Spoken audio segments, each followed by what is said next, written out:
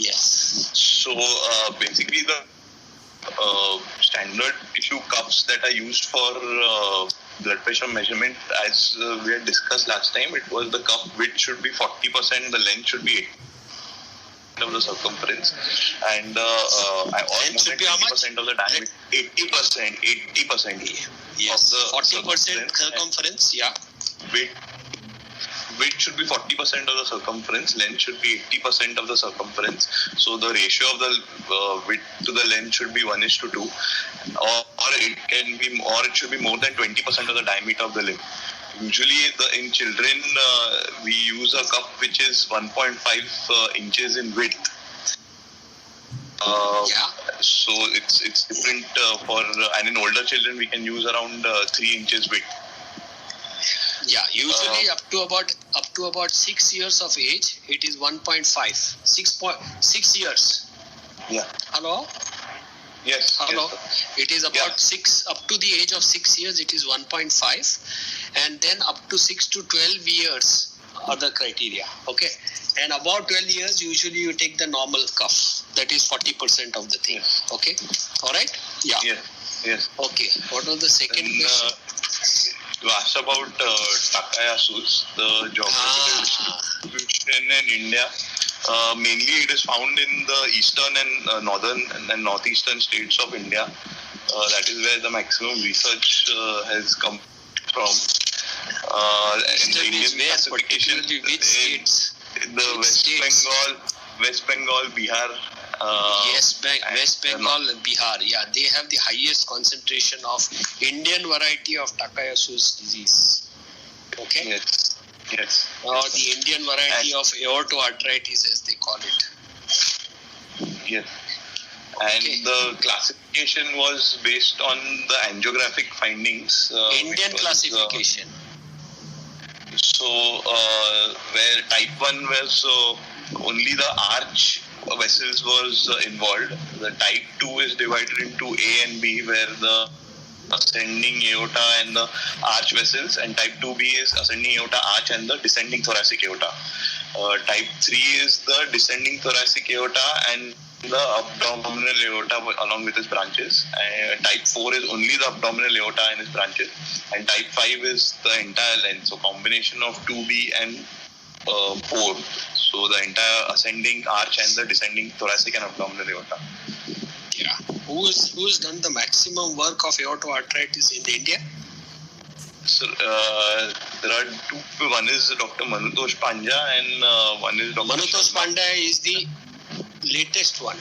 Manutosh Panja is the one who has given now the classification for Indian variety of Manutosh Panja. Who is the original person who did the work on Kinnare. Yeah, she was the pathologist at KEM Hospital. So it was P.K. Sen and Kinnare. Yes. Okay, these are the people who came up with the Indian variety of. It's a little different from the usual Takayasu's disease. Yeah. Okay. Yeah. So the classification is correct. 1, 2 is divided into A and B, then 3 and 4. Okay. Fine. Yeah. Third. And the CT findings in yes, CT finding correct. Very important. Divided into acute inflammatory phase and the chronic healing, or the we basically talk about the chronic only. Yeah. So in chronic, basically they will in the very specific finding, the HRCT, where there is a poorly enhancing inner ring and the highly enhancing outer ring, which shows the inflammation of the adventitia and the media, while the inner ring is the gelatinous vegetation swelling of the inflammatory part. Yeah, gelatin. And the chronic sclerotic phase is basically, you can see the occlusion, complete occlusion of the narrowing with irregular aortic border, or even the fusiform of saccular aneurysm. It is usually, when you talk about the aortic wall, it is basically affection of both the includes the media as well as the adventitia. Okay, the thickening is involving all the layers of the vascular endothelium. That is the intima, the media, as well as the adventitia. This is the hallmark of CT finding in this patient. And as you said, saccular aneurysms are common in this case. So acute phases, you usually get what is called as the double ring, and then in the chronic phase, inclusion, thickening of all the layers of the vascular endothelium. This is the hallmark, and depending upon where it is affected, you can classify it according to the classification which has been given. Yeah? Okay? Yes. All right. What about the third thing we talked about? One more thing. There was a flowchart of the we were talking about pulmonary vascular resistance. Oh, okay. That we'll talk later. PVR. Yeah. Okay. Okay. PVR we'll talk at the end of the thing. Who's presenting? Very good. Excellent. So remember, for the cuff for children it is different, huh? And for the adults. This is common question asked. Okay. Yeah. Yes. Okay. Yeah. Dr. Pragati? Who's presenting? Hello, sir. Sir, Yeah. Pragati, sir. Yeah, Pragati. Sir. Shall I start, sir? Yeah, please. Sir.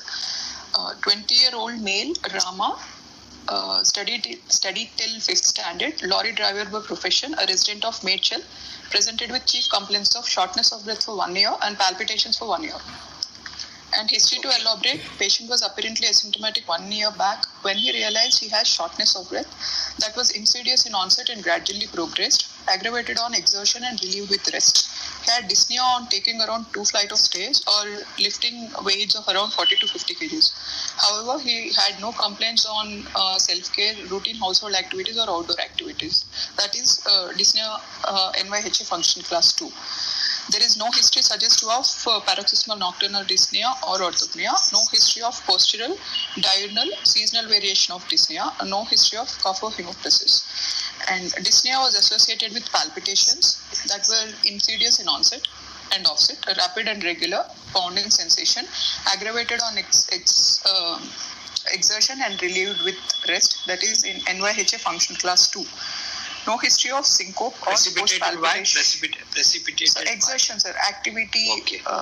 Precipitated by first thing, and what are the feature, whether it is regular or irregular? Two important things. First. Yes, sir. Rapid regular, aggravated on exertion of activity level as that causes the shortness of breath. And there is no history of syncope or post-palpitation diuresis. No history suggestive of chest pain or easy fatigability or giddiness. And 9 months back, he had history of fever that lasted for 4 days. That was high grade, continuous, and associated with chills. Wait, that is coming into your past history part. Yes, sir. So in the palpitation, the other factor, Pragati, is the relieving factor. Okay. Relief with rest, sir. Yeah, relief with rest. And whether the relief was sudden or whether it was gradual. Gradual, sir. Over 15 to 20 minutes. So you have to make a mention because it tells you about what is the likelihood of that particular palpitation, or I also come to know what are you talking about. Okay. Yes. All right. So go on to the other things. Yeah. So fever that lasted for 4 days. It was high grade, continuous, associated with chills, and relieved with antipyretics. No history of associated cough or expectorant, bleeding manifestations, burning micturition or increased frequency of micturition, nausea, vomiting, diarrhea, or joint pains. He then consulted a local physician where he was examined and was told that he has a heart disease. 1 minute. When you talk about this history, which is relevant, you are trying to show a relevance to the presenting symptom. Yeah? When you talk about this history, 2 things, whether it is related to the rheumatic activity, one part, whether it is infective endocarditis, or whether it is not related to either of the two. Correct? Yes, sir. Okay.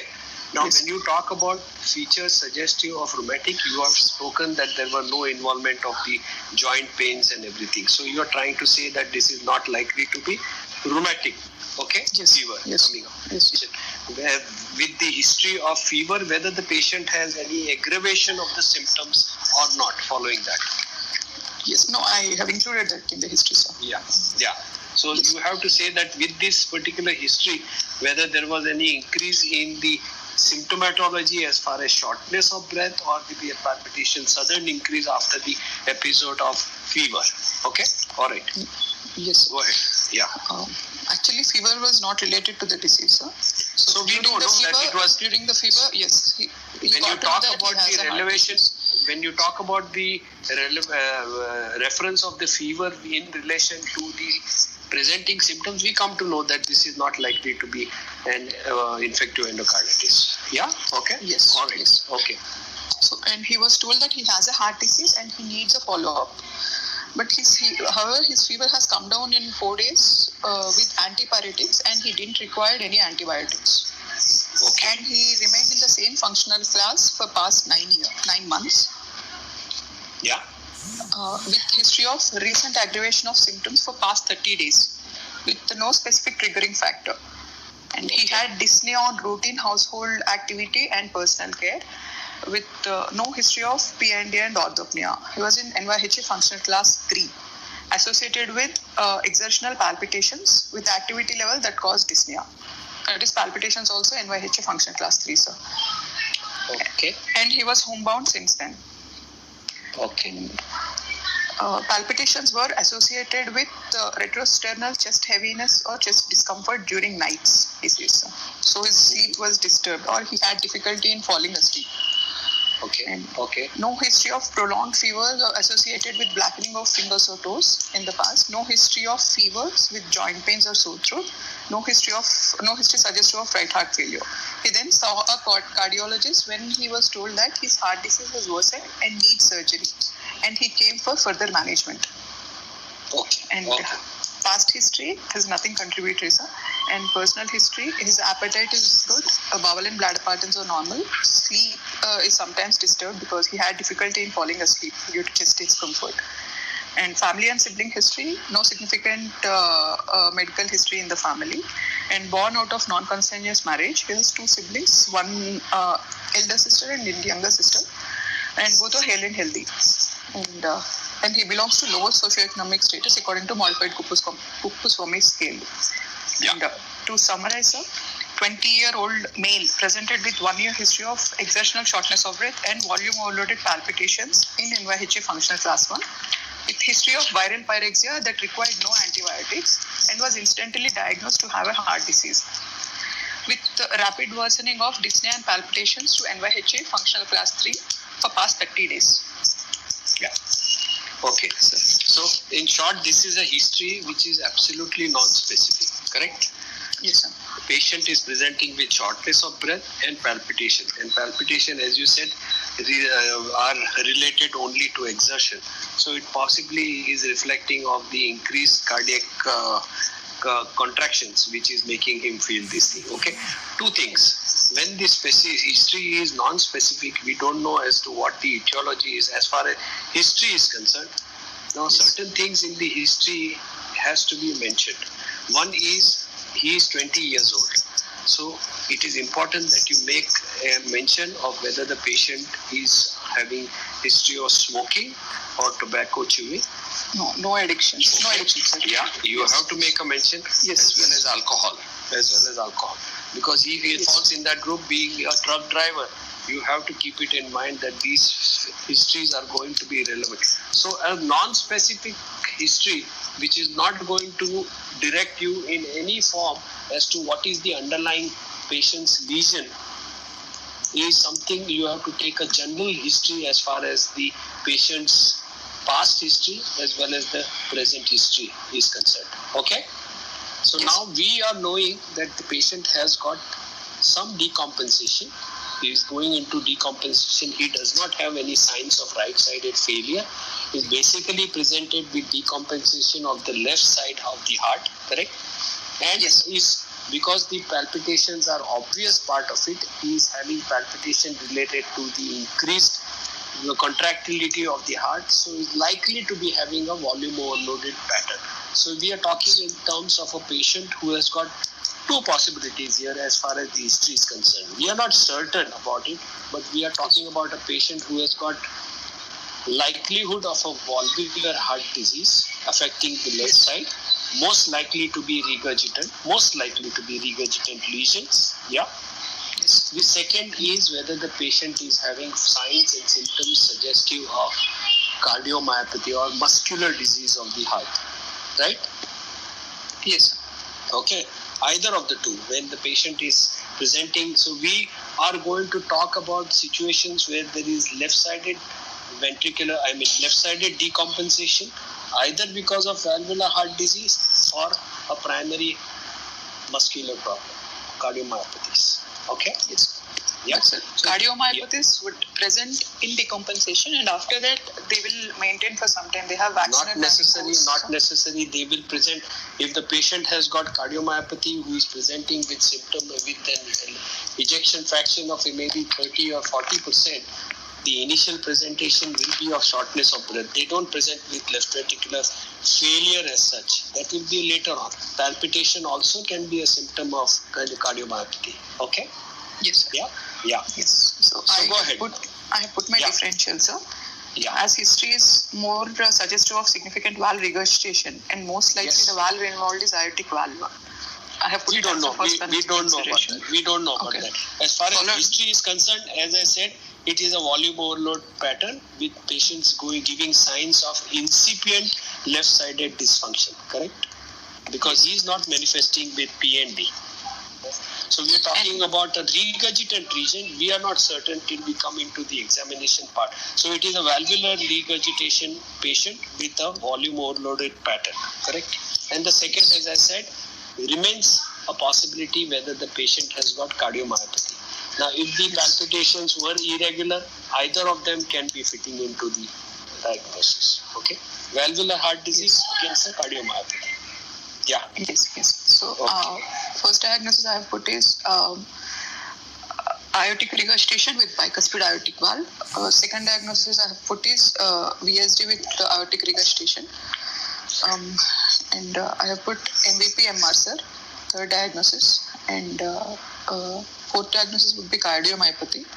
Yeah. And, okay. Sir, can I consider RSOV, sir, here? You can consider all the volume overloaded pattern can be considered here. Now, in situation where there is a rupture sinus of Valsalva, usually it is an acute onset symptom. That means patient was absolutely doing all right, and suddenly on one fine day he finds that he started becoming.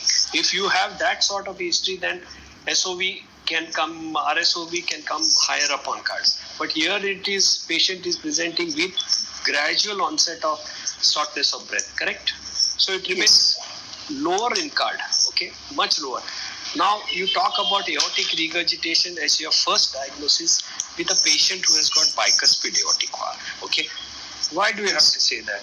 You can say that it is a regurgitant lesion, either it is an aortic regurgitation or a mitral regurgitation.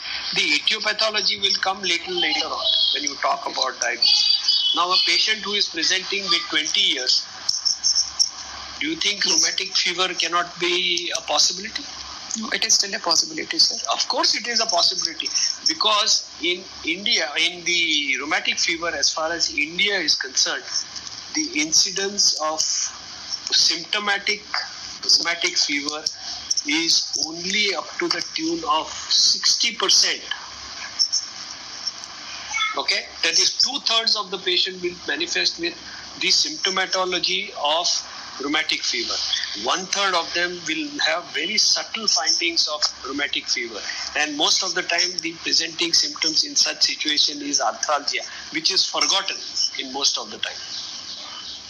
Okay, particularly in Indian patient. That's why arthralgia came up as a major criteria for the rheumatic fever. Okay, that is on the basis of Indian scenario. Okay, so rheumatic fever still remains here a possibility.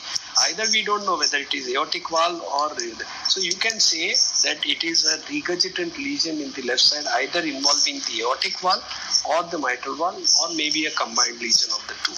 And the second one is, as you said, whether the patient has got a MVP with mitral regurgitation. We don't know. Over the this thing. So regurgitant lesion could be anything causing, either it is rheumatic or query congenital. When you talk about congenital, you are talking about, if it is aortic valve, you are talking about a bicuspid aortic valve. Okay, in bicuspid aortic valve, usually the presenting feature is a stenotic lesion. Okay, or a combined lesion in a bicuspid aortic valve. Per se, in bicuspid aortic valve, presenting symptoms as only aortic regurgitation is highly uncommon. So, younger age, it presents most commonly with aortic regurgitation, sir. And around No, 40 for the patients who have got aortic bicuspid aortic valve, the presentation predominantly is AS with AR. Okay, never as a regurgitant lesion. Usually the regurgitant lesions, the other thing is a unicuspid valve. Okay, presenting much earlier in life. Much usually present within the age of the first decade, 10 years. A unicuspid valve. Okay. There, the patient's presentation can be either it's a regurgitant or a stenotic lesion. But as far as my thing is concerned, the bicuspid aortic valve presentation is usually a combination of the lesion, not a predominantly aortic regurgitation. Okay? Okay. And the second is the cardiomyopathy. Yeah. Okay. So now then when you go on to the findings, then you can categorize whether it is aortic valve or mitral valve, and then etiology of the situation or a cardiomyopathy. Okay. All right. Yes. Go ahead. Yeah. So coming to general physical examination, patient is conscious, coherent, and only cooperative. positive findings. Only positive findings. Yes, sir. Sir, his upper segment, lower segment ratio is 1:1, sir. Yeah. Height is 170. Arm span is 168, sir. So, there is no Steinberg sign and Mudrock sign are negative. Mm-hmm. So there are no dysmorphic features suggestive of Marfan's. No, when you're talking about history, when you give the presentation, never say like this, that this sign is positive or that sign is positive. Okay? You have to determine what is the sign you are looking out for, and then if you want to say, you say that this sign is present or absent. Okay? Okay. Because you are anticipating that the examiner knows what this particular sign is. Yeah? Okay, sir. Thumb sign and wrist sign are negative, sir. Yeah, you say that. The thumb sign is dysmorphic negative or... Okay, very good. Okay. So, no pallor, icterus, cyanosis, clubbing, lymphadenopathy or edema. Patient is afebrile to touch. His pulse is 92 per minute, regular, high volume, collapsing, and carotids reveal Bispherians kind of pulse. And pulse is bilaterally symmetric, no radial or brachiofemoral delay, and vessel wall is compliant. Sorry, say that again slowly. 92 per minute, high volume, regular, Bispherians, so collapsing pulse, and no radial or brachiofemoral delay, and all peripheral pulses are symmetrically felt on both sides. Okay. Yeah. So, and there is a carotid thrill, sir, bilateral carotid thrill I could feel, and blood pressure. That will not come here. That will come in your CNS exam. I mean cardiovascular examination. Okay. Yeah. Okay. Sir. All right. And blood pressure, right arm supine position, it is 142/40/0 millimeter of mercury, and left arm supine position 142 by 142/40/0, sir. Yeah. And left arm supine position, it is 140/40/0, and right lower limb, it is 182 millimeter systolic, sir. And Hill sign is positive. It is around 40, sir. And there were several signs of peripheral aortic, sir. Yeah. Okay. So grade 1. Grade 1 Hill sign positive, correct? Yes, sir. What are the gradings of the Hill sign? Sir, 22. On the severity of the Hill sign, what are they? 22? Up 20 to 40, 20 is 40 to normal. 60, and Up yes, to sir. 20. 20 to 40, 40 to 60, greater than 60. Sir. That's right. So those are the 3 grades, more than 60. Grade 1, grade 2 and grade 3. Okay? Okay? Up to 20, as we said, is normal. 20 to 40 is grade 1, Hill sign positive. Grade 2 is Hill sign. Yeah. And more than 60 is grade 3. Okay. That depends upon the severity of aortic regurgitation. Okay. All right. Good. Then? So, there were signs of peripheral aortic run also. Landau sign was positive. Sir, should I elaborate the signs, sir? Always put in a point to tell you about the signs. Yeah? Okay. So, there was You're talking about all the peripheral signs of aortic regurgitation. Then you speak about the peripheral signs of aortic regurgitation. Okay. there was alternate contraction and the relaxation of pupil, sir. That is Landau's sign. There were lingual pulsations, sir, Minervini's sign, and there were pistol short sounds on radial artery, that is Palfrey's sign, and there were pistol short sounds of femoral artery, that is Stropp's sign positive, sir.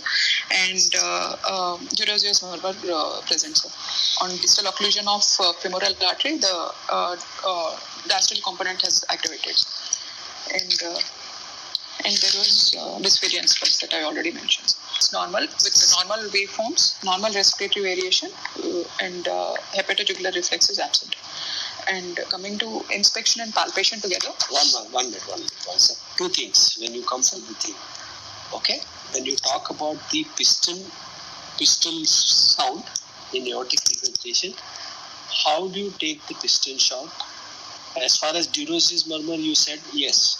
You press the distal part of the diaphragm and you see for the diastolic murmur. That is the Durozius murmur. Correct? Yes, sir. How do you look for the piston shot murmur? Piston shot sound? So auscultate the femorals, sir. Yes. How do you do that? So it is very Patient simple will to be in remember. supine position. No, if it is in supine position, you will do the auscultation over the femoral artery in the groin. For Durozius, as you said, you press the distal part of the diaphragm. In piston shot, you press the proximal side of the diaphragm. Okay? Okay, You sir. understood? So, Yes. piston shot P is proximal, Durozius D is distal. This is simple to remember. Okay, if anybody asks you. Yes, sir. Okay? Yes. This is how you look for that. Okay? Then the other signs is the Quickey sign. You know what is the Quickey sign? Nail bed pulsations. Yes, nail bed pulsations. If you get that, then what about the lower limb pulsation? The Musset sign? Demoset is head nodding, sir. Yeah. Whether shall I elaborate the other signs? No, sir. Demoset sign. Whether they are positive, all the other signs are present or not. Then if they ask you, then you have to know all the other signs of aortic regurgitation, right? Now, couple of things coming to the pulsations. As you know, when we talk about collapsing pulses, as I said, I think that collapsing denotes the fall of the pressure, whereas water hammer pulse talks about the upstroke of the pulse. Upstroke. Yeah, upstroke of the Yes, pulse. sir. Yes. Now, in situation where you want to see, you have to stand by the bedside, raise the arm, okay, fold the arm at the elbow and raise the arm above the level of the body, perpendicular to the thing. And you feel for the patient's hand with the opposite hand, so that your crease, the palmar crease, forms or falls on the artery. You understand? Yes. That is the way in which you look for the pulse, the collapsing pulse or the water hammer pulse. So the opposite hand, the palmar crease has to be on the right arm of the patient, right or left, whatever you want to see. Opposite hand of yours.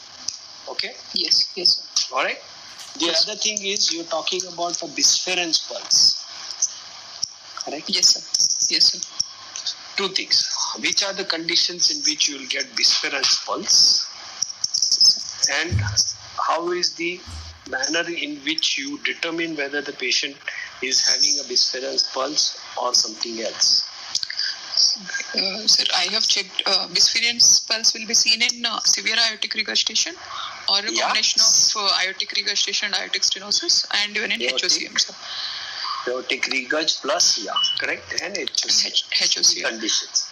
Yeah. And in this patient, I have checked with carotid, sir, occluding the carotid on one side. Now the Right carotid with right thumb. Sir. Okay. Now usually the bisference pulse is felt. You must remember that it is felt in the arteries which are proximal to the aortic valve. The most proximal arteries. You will not feel it so well in the distal arteries. Okay, so you have to look for the bisference pulse basically in the carotids. Very rarely will you be able to see the bisference in the peripheral arteries. Now, when you talk about the bisference pulse, Pragati, tell me what is the two parts of the stroke occurring here? We have two peaks in systole, sir. One will be the percussion wave and the other one will be the tidal wave. Yeah, correct. You are right. So, in why are the both the things so prominent? Normally, you don't see such things. Yes, because of the exaggerated stroke volume, we get a prominent percussion wave, and tidal wave is a reflected wave. Yes. So why do you get the reflected wave so prominent? Normally, the pulse is only the percussion wave, isn't it? In a normal person. As we The go tidal wave peripherally, it is the percussion wave that is best felt, sir. But in central arteries, it is the tidal waves. In the central arteries, in aorta. You mean to say in tidal wave you will not see the percussion wave? No, sir. In central arteries, it is a tidal wave that is more prominent, sir. As we go peripherally, the percussion wave becomes more prominent. I don't agree with you. Okay. The percussion wave is the one which is because of the output, cardiac output. Correct? Yes, sir. The cardiac output is the one which is going to be most prominent in most of the situations where there is a large cardiac output in a patient who is not in failure. Correct? Yes, sir. All of them will be having the cardiac output. So the percussion wave in a normal person as well as in those who are volume overload, the percussion wave is the most prominent feature. The tidal wave becomes prominent in those situations where the output is restricted or there is slow uprise of the output. Like for example in patients of aortic stenosis, where the peripheral vascular resistance is so much increased because of the restriction in the output in the first third of the systole, that the tidal wave becomes. That is the basis of the pulsus parvus et tardus in aortic stenosis, correct? Now Yes. here the reflected wave is prominent because of the peripheral vasodilatation, and the reflected wave becomes much more prominent because of that. Okay? In free aortic regurgitation or in aortic regurgitation plus aortic stenosis or in HOCM, either of the three situations. Okay?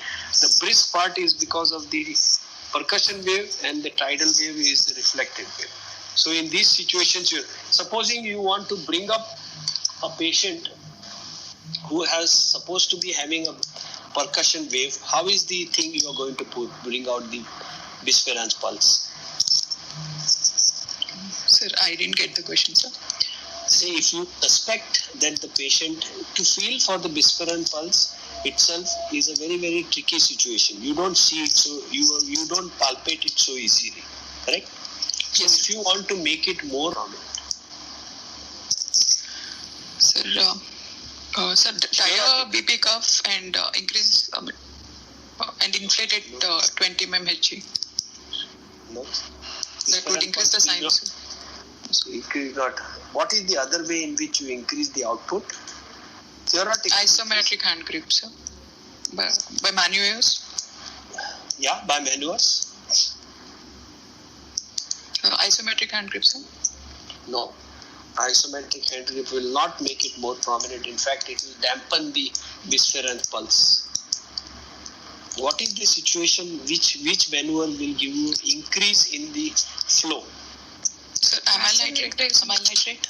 Yeah, as I said, it is a theoretical only question, that if you make the patient inhale amyl nitrate, that is the way in which you will bring out the bisference pulse, okay, where the vasodilatation and the cardiac output both increase together. All right? Okay. Yeah.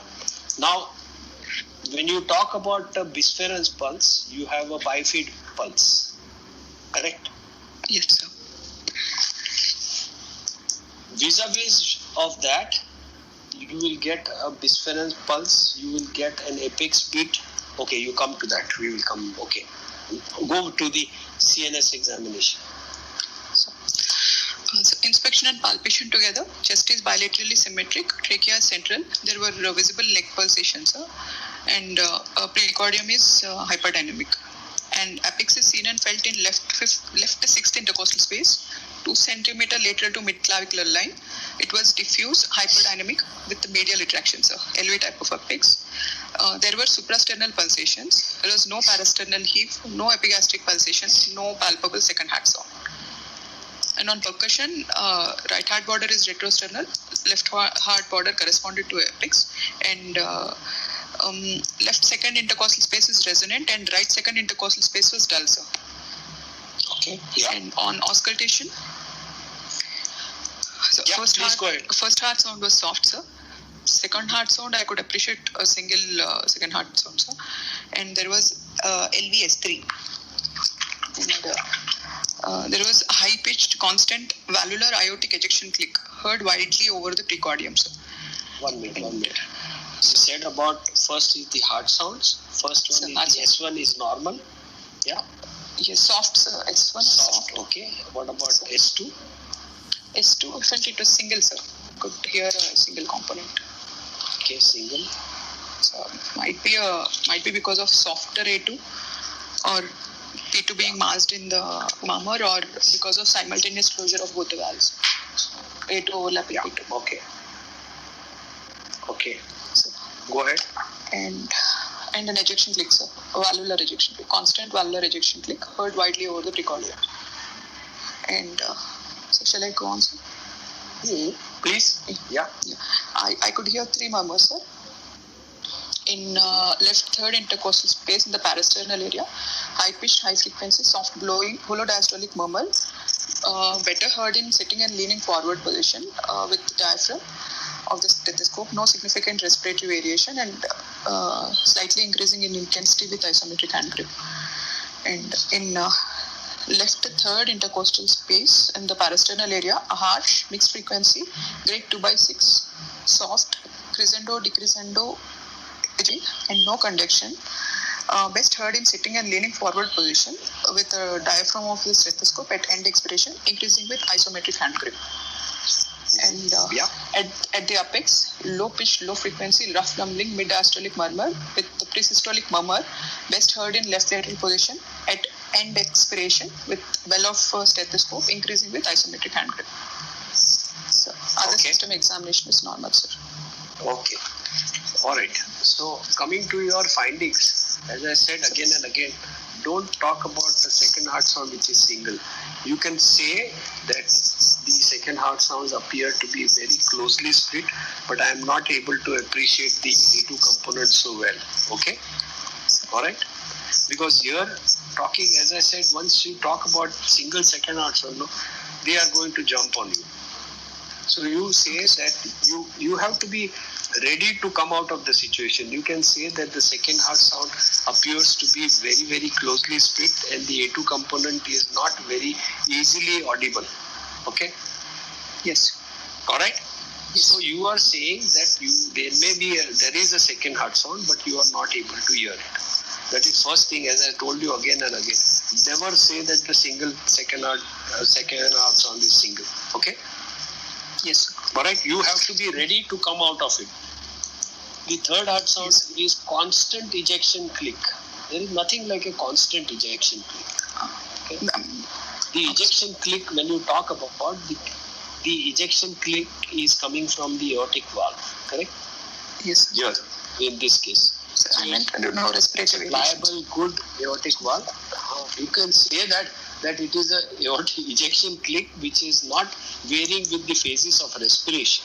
All right? Yes. Just to tell you that it is coming from the left side. Usually the ejection click which is coming on the left side is more likely to be better heard during expiration. But if it is too loud, then you may hear it constantly over the phases of respiration. So don't say that it is a constant ejection click. Okay? You say that it is an ejection click which is not varying with the phases of respiration. Alright? Okay? Yes. Yes. What is the difference between a valvular ejection click and a vascular ejection click? So, valvular ejection click is more loudly heard, sir. It is widely heard over precordium at the valve area, and even at the apex it is best heard. Whereas vascular ejection click, it is more pertinent to, it is best heard in second right intercostal space. Localized. It is more a localized sound. Yeah. Don't say that both of them are not very, one is softer and the other is light. Both are equally well heard in many situations. Okay. A vascular click, aortic click is a very localized thing. Usually tends to to occur in the second right intercostal space. Okay, whereas an ejection click, which you rightly said, it is heard over little wider area, as well as classically it is heard in the urbs area, the A2 area, and at the apex also. Okay. Yes. As far as aortic ejection click and the vascular click is concerned. Now, coming to your examination, as far as you have talked about a holodiastolic murmur, you have talked about a crescendo decrescendo murmur, and you talked about an EDM, MDM, with a pre-systolic accentuation, which is increasing with hand grip. Correct? No, sir, pre-systolic murmur only, sir, not accentuation, sir. Only pre-systolic murmur I could hear. But you talked about MDM, no? At the MDM, yes, sir, MDM. MDM with pre-systolic, no? Pre-systolic murmur only, sir. No accentuation, sir. I could hear at the end of diastole, but it was not accentuated. The end means. So what are you talking about? Are you talking about an MDM which is going on till the end? Then it does not become MDM. And you talk about pre-systolic accentuation, means the murmur comes down during MDM and then it is accentuated, isn't it? Okay. You understand what I'm trying to say? Yes. Is Yes. that an MDM is a murmur which remains confined to the mid part of the diastole. Right? Yes. Yes. And if you are going to have a pre-systolic accentuation, a pre-systolic murmur, it has to be an accentuation. Okay. So you don't say that I'm hearing a pre-systolic. What did you say? Sorry. No, it was not accentuated, I said, sir. It was only pre-systolic murmur component. You cannot say that. You cannot say that because it is a pre-systolic. It is terminology. Why? It is a pre-systolic accentuation. Okay. Which goes up to which sound? First sound or the second sound? First sound. Correct. So it will go up to that. So it is an MDM which you said increases both MDM as well as pre-systolic accentuation, which increases with hand grip. Yes, sir. Yes, sir. So in other words, it tells you what? It tells the severity of aortic regurgitation, sir. So what is that correlation to do with it? Is an Austin Flint murmur, sir. That's right. It confirms that it is likely to be an Austin Flint murmur. Correct? Between one, whether it is Austin Flint or whether it is a true organic MDM, then there are other factors which you will take into consideration. First one is the sound of S1 sound, which as you rightly said is softer here and not accentuated. That is one point against an organic MDM. The second is your maneuvers which occur, and the third is the type of MDM which you occur. Now, if you get an MDM which is associated with thrill, it is more likely to be an organic MDM. Correct? Yes. Those patients who have got MDM, okay, which is accentuated by maneuvers, for example, the isometry, it is likely to be a functional MDM and an Austin Flint murmur. Correct? Okay. Yes. What is the other maneuver by which you can differentiate between the Austin Flint or an organic? So amyl nitrate would decrease Austin Flint murmur, sir. It will increase MS murmur. Yes. Yeah. Very good. Amyl nitrate also. Amyl nitrate also. So amyl nitrate will decrease Austin Flint murmur. It will increase MS murmur. It causes peripheral vasodilation, sir. Vasodilation. It decreases the. See, you must remember about amyl nitrate. One thing, when you inhale amyl nitrate, okay, there is a time gap between the time for which the increased load comes to the left heart. Okay, because amyl nitrate is one which increases the capacitance of the pulmonary vasculature also, the venous vasculature also. Okay, so although the blood flow increases, okay, but it takes time for it, maybe about 3 or 4 cycles before that volume overload goes on to the left side. Okay. So if you auscultate the patient immediately after giving amyl nitrate, the action is going to be predominantly on the systemic vasculature, which will also be vasodilated. So the AR is going to be decreased, correct? And the Austin Flint which is occurring is going to be reduced in that case. If you auscultate the MDM of the AR for Austin Flint over the next 5 or 6 cycles, then the MDM is going to be increased. Okay? Yes. Okay. There are, clinically also you can differentiate. So cardiomegaly will be present with Austin Flint murmurs, whereas tapping type of apex in MS. Not necessarily. It will all depend upon the severity of the mitral stenosis which will be there. Yeah. So LVS3, sir, more in favor of aortic regurgitation. Absolutely right. So I was coming to this point. Your LVS3 gallop is exceedingly diagnostic that this is likely to be a Austin Flint murmur. Correct? Okay. And opening snap goes more in favor of MS. Organic MS. If you are able to hear this thing, because to get an opening snap in the presence of an severe aortic regurgitation, as we talked about the QS1 interval and the S2OS interval in aortic regurgitation, the S2OS interval and the opening snap is very difficult to discern here. But if you are able to hear on phonography, then you are able to differentiate between the two. Very good presentation. Excellent. Pragati, very good. Okay. So, as far as the diagnosis is concerned, you want to give a single diagnosis or you want to give a differential diagnosis? Single diagnosis. Coming to the apex beat. The apex beat, you said that there is a hyperdynamic apex, a diffuse hyperdynamic apex with a LV apex which is down and out. Yes. Suggesting that this is a left ventricular event with no increase in the no evidence of any parasternal heave, no diastolic shock. Okay. Now, 2 things I want to ask you. You have a patient who has got bisference pulse. Yes. Okay. Yes. And you have a patient who has got dullness in the right second intercostal space. Yes. Now, in a patient who has got bisference pulse, what is the apex likely to be most of the time? So, is it going to be a bifid apex or it is not going to be a bifid apex? Not necessarily. So, bisference pulse most likely suggests normal LV function, good LV function. Bisference pulse tells you absolutely right that the stroke volume is very good in this patient. The patient does not have any incipient signs of left ventricular dysfunction. And okay. The apex will depend on the etiology, sir. If it is now you talk about patients who have got a bifid apex.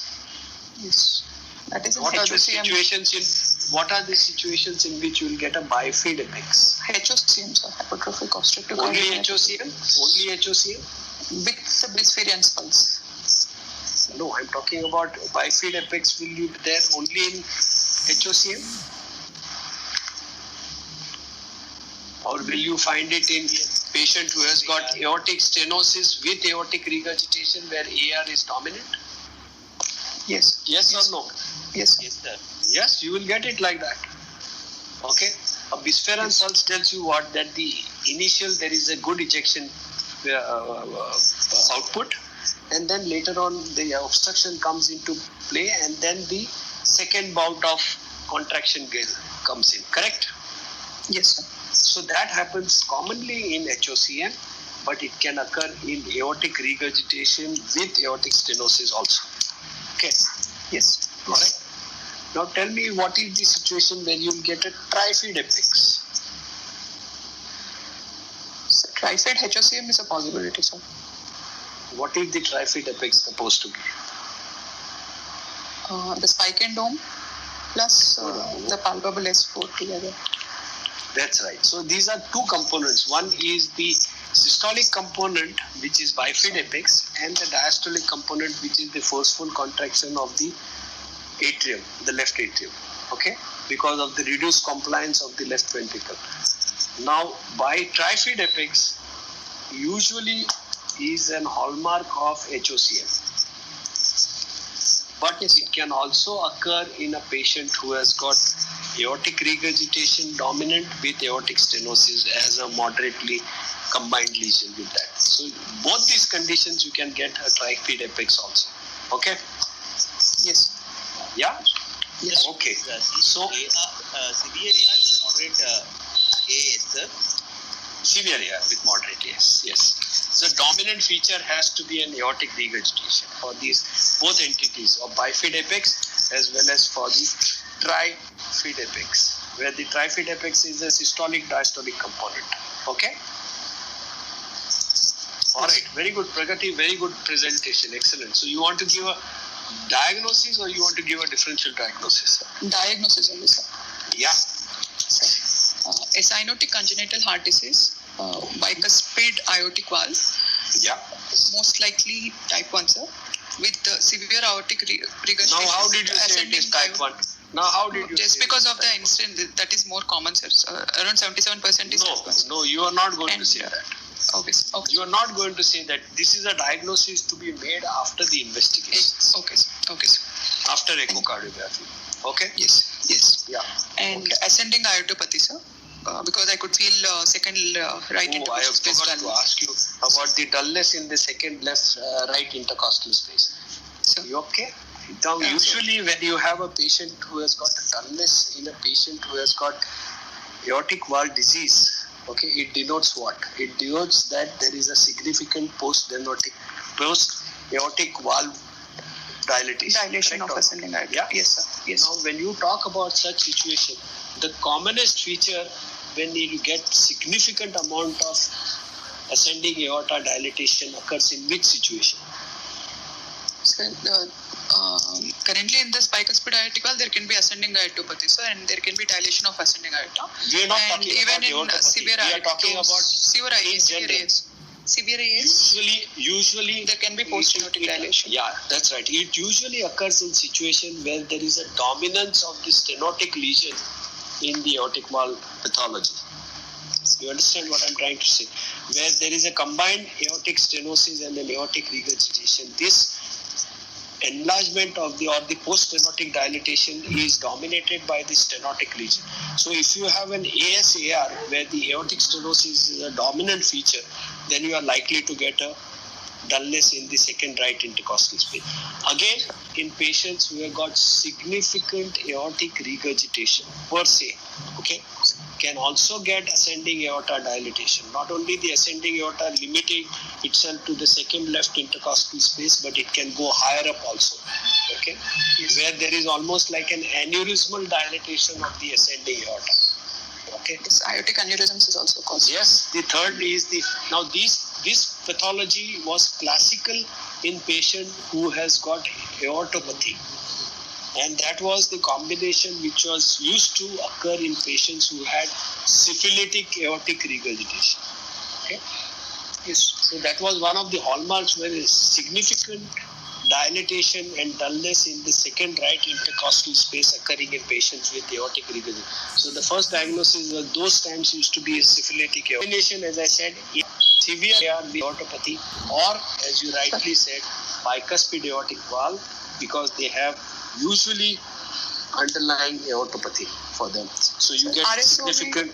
RSO, can there be ascending No. aorta? You don't tend to get Sinus. it decompresses. It is basically a sinus which is decompressing into the, so you don't get dullness in the second right intercostal space for the RSOV. Okay. So you talk about a bicuspid aortic valve. Yes, sir, Yeah. with severe aortic regurgitation, with ascending Yeah. aortopathy. Yeah. Nor minimal PVH, no PAH, currently in sinus rhythm. What about aortic stenosis? So no aortic stenosis, sir. Why? You said that there is an ejection systolic murmur. That is only Which grade is- 2, sir. It is functional, I felt, sir. So you're talking about a functional. Yes, you could be If right. there It is a was functional aortic associated- regurgitation. Yeah. If there was an because associated aortic stenosis, I would expect a systolic decapitation, sir. And He's not got have- systolic decompensation, systolic decompensation, no? Because No, the sir, pulse pressure is only 140 why? systolic. Sir, 100, sir, around 100. Pulse pressure is wide, 100. No, pulse pressure is 100, but there is a systolic decompensation, no? In severity of aortic regurgitation, usually the systolic pressure tends to go up significantly, isn't it? Yes. Here you are having a normal systolic blood pressure of about 140 for this particular patient who is about 120 or 20 years of age. There is a significant diastolic runoff, no question about it. It is going from 40 to 0. Yeah. But Okay. there is a systolic decoupling. But I would not give it more importance as far as this is concerned, because the patient has got two features. One is that he has got a an LV-S3 gallop. LVS3. Yes. Okay, so the dominant feature here is significant aortic regurgitation. If at all I want to consider, then I will consider that there may be a mild gradient across the aortic valve.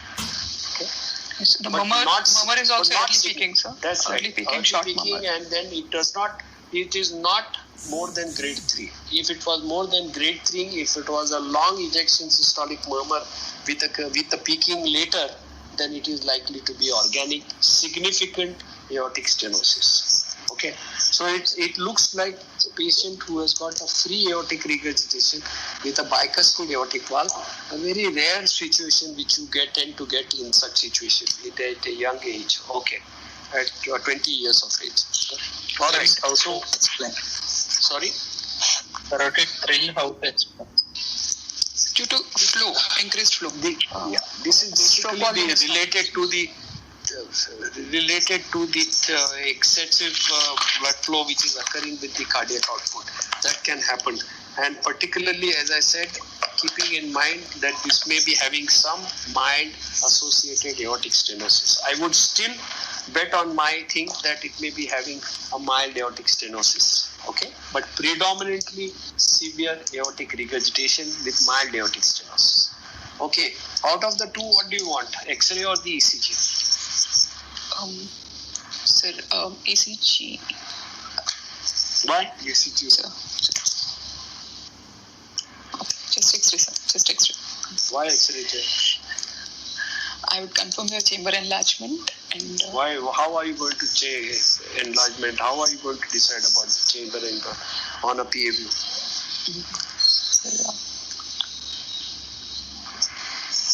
You're not going to make any enlargement as far as the X-ray is concerned. No way. You will only know whether it is suggestive. In your case, I would personally tend to go to the ECG. Okay? Because on X-ray, I'm not going to get any added information. yes. Yes. So I would rather go on the ECG to look out for what? So chamber enlargements only, sir. And, One is chamber if enlargement. LV You is- expect, if LV you is expect under that volume. the left ventricle death, right? You would like to look for the volume overload pattern of the left ventricle. Left How ventricle. significant is the volume overload pattern of this thing? Okay. Yes. So tell me, I can see the ECG very well. Very good ECG. Okay. What are the Toilet features you are looking for? for channel ECG with standardization of 10 millimeters. Only One the millivolt. positive findings. Okay. Okay, sir. I don't see any atrial enlargement, sir. Axis is around Why? 30. Why do you say that exercise Because- enlargement is not there? So PVM morphology and duration is normal, sir. It In looks to be a V2. little more, no? In the In V1, it looks slightly big. it looks little more in the V1. Neither in L1, neither in AVL it does shows, but in V1 it shows possibility of a little more dipping as far as the, so some suggestion of a left atrial enlargement. Okay, go ahead. Okay. And QRS duration is What about normal, the sir. axis? Less than Are you Axis 30, sir. Axis is around 30. yeah, axis is normal, Normal axis. isn't it? The axis is normal. There is suggestion of maybe some atrial enlargement, a left atrial enlargement. Then you got an LVH criteria fulfilling. Circular line criteria and corneal both. It is both the criteria are decreased. Okay. Again, don't talk And about with the. You are in the habit of talking about the criteria, the naming of the criteria. Again, talk about the basis on which you are talking SN, about. so SN V2 and RN V5 or V6 is greater than 35, sir. Yes. And yes. even RN A1, AVL. Yeah. RN AVL is also around more than 11, sir. Yes. So So that suffices one thing. And even R in AVL plus S in V3 is definitely greater than 20. So it is fulfilling all the criteria for left Yes. ventricular hypertrophy. Not predominantly, but left ventricular hypertrophy. Correct? Yes. With And there no are excess upright T deviation. waves. Yeah, and there are upright T waves. T waves. Yeah, which are suggestive of a volume overloaded pattern. Now, what are the features you would have thought if the patient had a combined lesion? I would have expected a strain pattern as well. So, strain It will all pattern if the depend upon aortic what is the- stenosis was significant. If it was Yeah, significant. what it will all depend upon how much is the degree of stenosis which you are having. If it is predominantly a recalcitrant lesion, you will not find any features of aortic stenosis in this patient. You only thing will be found is that there is LVH in this patient. Here it is, the ECG is showing features which are suggestive of a dominant or significantly large aortic regurgitant component, yeah, with LVH. All right. Yes. Let's see the X-ray. You have the X-ray? Yes. Yes. Sir. Yeah. So, chest X-ray PA view, Yeah. well centralized Yes. and slightly increased exposure and penetration. So, abdominal situs I cannot comment, but thoracic situs solitus. And there is Okay. Now CT ratio. coming to the X-ray, Pragati, 1 minute. When you talk about the exposure, okay, and the centralization, okay, Yes. what are the features you look for in an X-ray chest? So for exposure, only upper mediastinal vertebrae should be seen. Vertebrae and intercostal spaces should be, intervertebral spaces should be seen, sir. And What is the other feature which you look for a good exposure in an X-ray? pulmonary vasculature No. or ribs? Sir. No. Ribs. Pulmonary vasculature is not the feature to be taken into consideration. Not at all. Sir, ribs. One, as you said, that you will see the intervertebral disc. Okay. If you are able to discern the intervertebral disc, then you know that it is a properly exposed film. Okay. Yes. What is the other criteria which you can see? Whether it is exposed properly or overexposed? Sir, ribs. Sir. No. Something to do with the vertebra only. Beside the intervertebral disc, what is the other thing which is seen? Spine, sir. Spine. Yeah, spine. What structure of the Spinous process. Spinous process. spine? No, not the spinous process. Something else. The pedicles. Okay, sir. You know the pedicles, no? Yes. Pedicles Yes. which go from the body to make the spinous process. Okay. Now, if you find that the pedicles are very well seen, that means it is an overexposed film. Okay. Yes, sir. Or if you see the outline of the pedicle in the PA view, that means you see that the X-ray is likely to be overexposed. If you don't see and if you are able to just discern it, the intervertebral disc, then it is a properly exposed film. All right? Yes, sir. Yeah? Yes, sir. Sorry? Sorry? The spinous process and pedicles should be visible in any one vertebra, sir, and the first four, sir. No, it is usually on the first 3-4 vertebrae. Okay? Because behind that is the cardiac shadow, so you are not able to make out. Okay? This is in the upper 4 vertebra. Yeah. What about centralization, Pragati? Sternoclavicular distance, sir. Distance between medial end of clavicle and sternum. If it is narrowed down on one side, it should be equal on both sides, sir. If it is narrowed So down, you make then a imaginary central point onto the X-ray, and then you see whether it is rotated or whether it is not rotated. Okay, from the point of distance within the sternum manubrum, the claviculo-manubrum joint. Okay. Yes. Yeah. And so there is cardiomegaly, sir, of CT ratio around 0.6, and Apex is I cannot come. It is suggestive down of and LV. out, So it is suggestive of LV. Yeah, left ventricular type. Yeah. So, and there is right heart border is formed by ascending aorta. So ascending aorta appears dilated.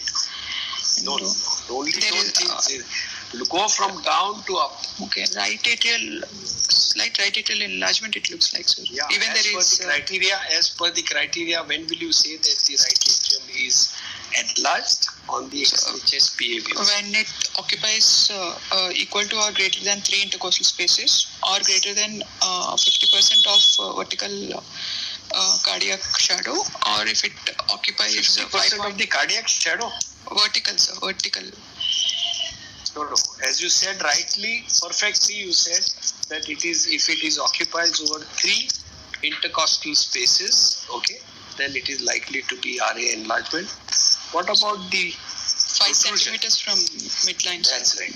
For 5 centimeters, if it is beyond 5 centimeters from the midline, okay, And greater than 1/3 of hemithorax.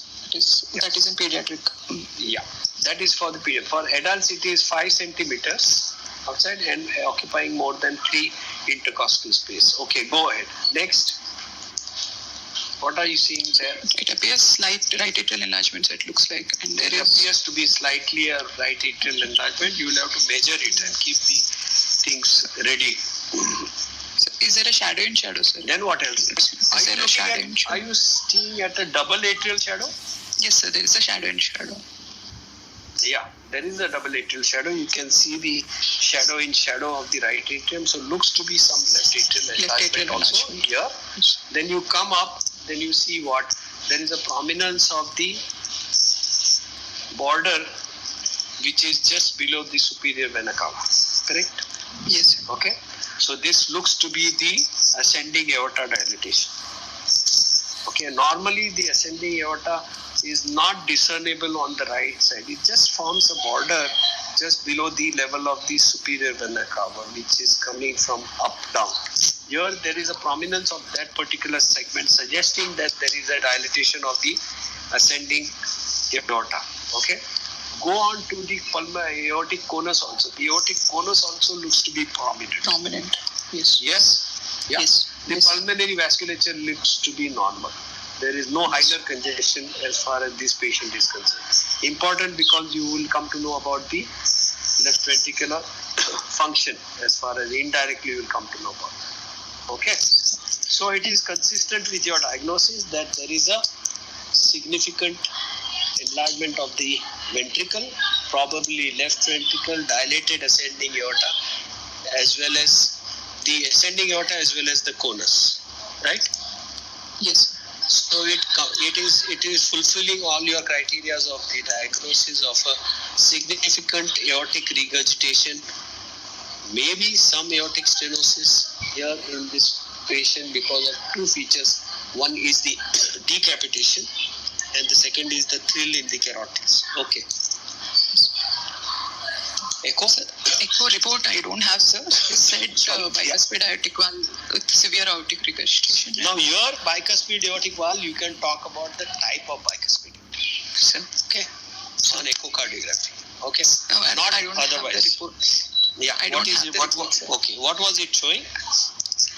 I don't have the report currently, sir. It was taken this case long back. It was just bicuspid aortic valve. It is confirmed and severe aortic regurgitation and normal LV function, sir. But Normal dimensions and all I don't remember, sir. Okay. What about gradient across the aortic valve? Any idea? No, sir. Okay. Fine. No problem. Okay. Good. Very good presentation. Very good. Excellent. Okay. Thank you. All right. But simple case. Simple case. Right? Yes. Okay. But even then it is good. Okay. Now, I want to come back to the other thing. What was I talking about? The third point which we had talked about in last meeting, that is the PVRs. the vascular resistances, correct? Hello? Yes. Hello? Yes. Yeah. Okay, Neeraj was supposed to talk about it. So we'll talk something about the cardiac catheterization in a patient who has got a shunt. Okay, and then I will tell you what it is about the part which I was telling you about the pulmonary vascular resistance and the systemic vascular resistance. Okay. Now, first thing is, Neeraj, how do you calculate the fractions? For example, if you want to, first is the pulmonary blood flow calculation or the systemic blood flow, correct? Yes. Two primary things which you want to know in a shunt. The pulmonary blood flow, or it is called as the QP, and the systemic blood flow, which is called as the QS, correct? Yes. Now to calculate the pulmonary blood flow, how do you go? Sir, we will first find out the pulmonary vein. Basically, either we assume, or if there is a ASD, then we can go through the ASD and No, Neeraj, wait. The pulmonary venous saturation. What is the basis of calculation of the pulmonary blood flow? The blood flow, there are two factors for calculating the blood flow which you take into consideration. One is the oxygen consumption. Correct? Okay? Yes. One is the oxygen consumption. That is very, very important. And the second one is the difference in the oxygen carrying capacity, okay, of the particular vessel, particular area you want to know the flow. For example, if you want to know the pulmonary blood flow, then you should know the oxygen consumption. That is by which principle? Hello? That's right. That is by the Fick's principle.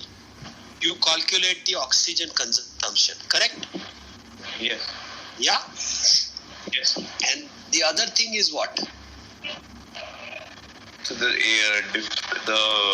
difference in the saturation of the pulmonary vein and the pulmonary artery. Yes. So you artery talk about the pulmonary venous oxygen content minus the pulmonary artery oxygen content. Okay? Correct? Yes. And there are certain factors which you take into consideration. What is that? You have a constant. You have a constant which is determined by the various people. That is 1 into the hemoglobin into 10. Yes. Understood? Yes. So the pulmonary blood flow will be determined by the oxygen consumption divided by the difference between the pulmonary venous oxygen and the pulmonary arterial oxygen multiplied by the hemoglobin multiplied by 1.36 multiplied by 10. Correct? Yes. This will tell you the pulmonary blood flow. Correct? Yes. Now, how do you take the pulmonary venous blood flow? There are two methods. One is if you have an ASD, then it becomes very easy to go into the pulmonary veins. Correct? If you are not able to go, if there is no way you can go into the pulmonary veins, then you can go into it, wedge the catheter and aspirate. Okay? You keep on aspirating the blood till you start seeing the oxygenated blood coming.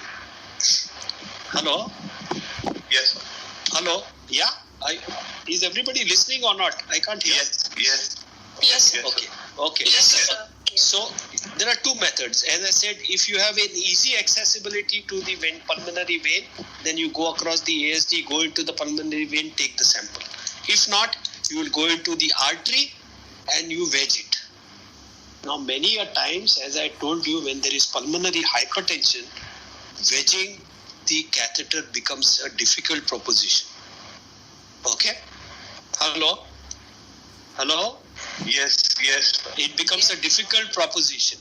In such situation, if there is no shunting, right to left shunting occurring at the atrial level, you presume the pulmonary venous oxygen saturation as 97 or 98. Got it? Yes. So the presumption is there that it is either going to be 97 or 98, and the pulmonary arterial saturation you can easily get it. Okay. So that is how you take the pulmonary blood flow.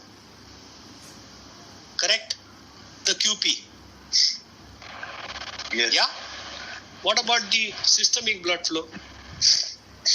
You'll take the aortic saturation and the mixed venous saturation.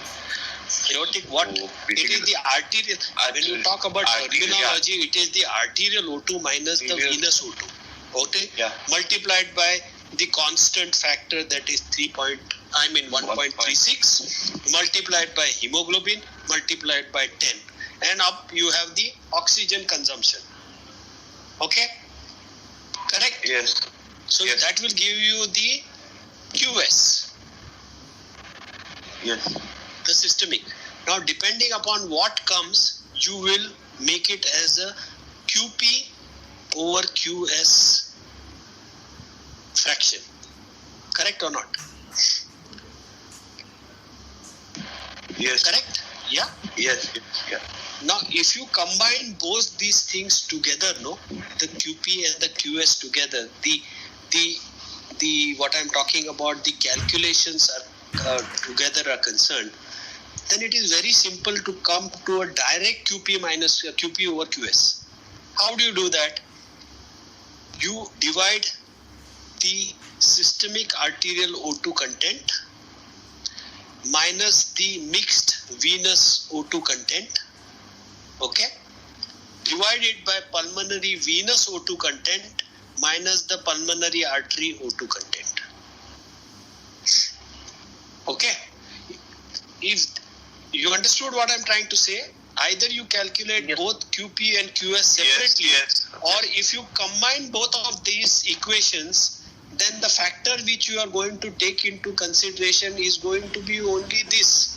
What I said, that you divide the arterial SaO2, that is the arterial oxygen, okay, saturation, versus minus the mixed venous saturation, about pulmonary venous oxygen saturation and the pulmonary arterial oxygenation. This will give you directly the QP over QS.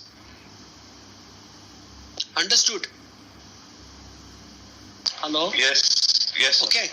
So either you calculate separately or you can calculate both together, because you don't have to take into consideration these constant factors of 1.36 and HB and all those things. So it's an easier way. Now whenever you have a QP and a QS ratio of more than 1.5, that means the shunt is significant. Okay. And such patient should be operated. But now with the improvement in the operative facilities as well as the therapeutic facilities per catheter, okay, anything more than 1.1 or 1.2 needs to be closed. This holds true for ASD, this holds true for VSD particularly, and a PDA. PDA only, of course, after a certain age where you're sure that it is not going to close down. Alright, that is one part of it. When you talk about the shunt increase, what shunt will you say is significant shunting at the atrial level, the ventricular level, and the great vessel level? Anybody?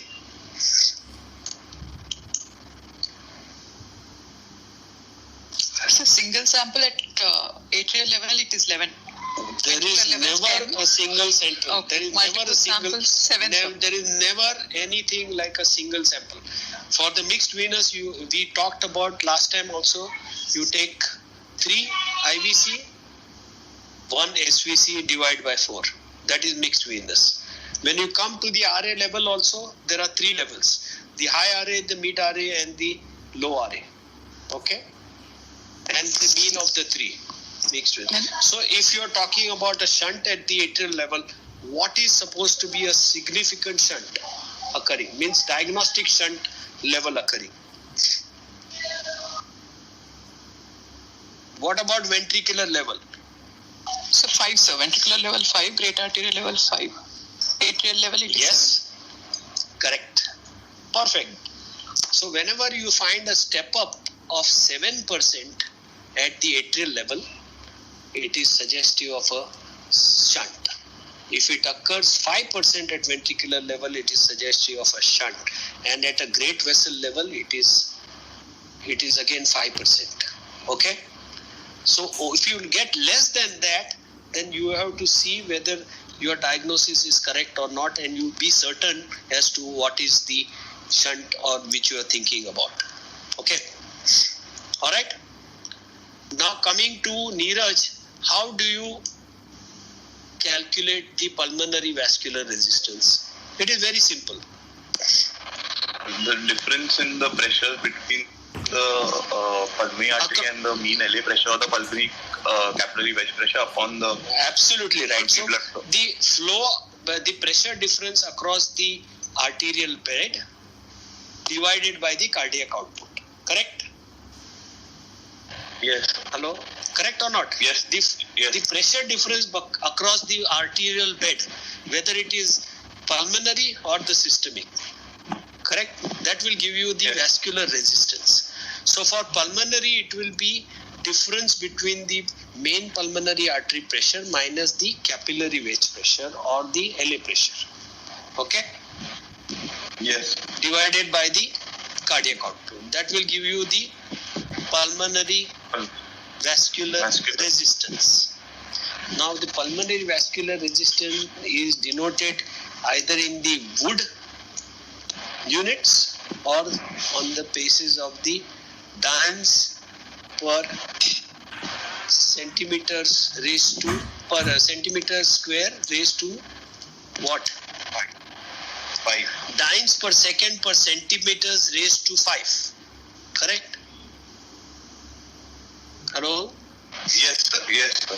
Yeah, dynes per second raised to per centimeter raised to 5. Now the normal value for pulmonary vascular resistance is less than 3 Wood units. And if you calculate on the basis of dynes per second, it is anywhere from 150 to 250. Average. Okay? Yeah. Now the pulmonary vascular resistance is usually about 1/6, on an average 1/6 of the systemic vascular resistance. Okay? Now why is it important to calculate the pulmonary vascular resistance? It is important basically to know what is the operability of the patient, particularly if there is a very small left to right shunt or there is a balanced shunt. Okay? There are two factors which play into the pulmonary vascular resistance: the organic changes in the pulmonary vasculature or the vasoreactive fraction which occurs in the patients. Okay?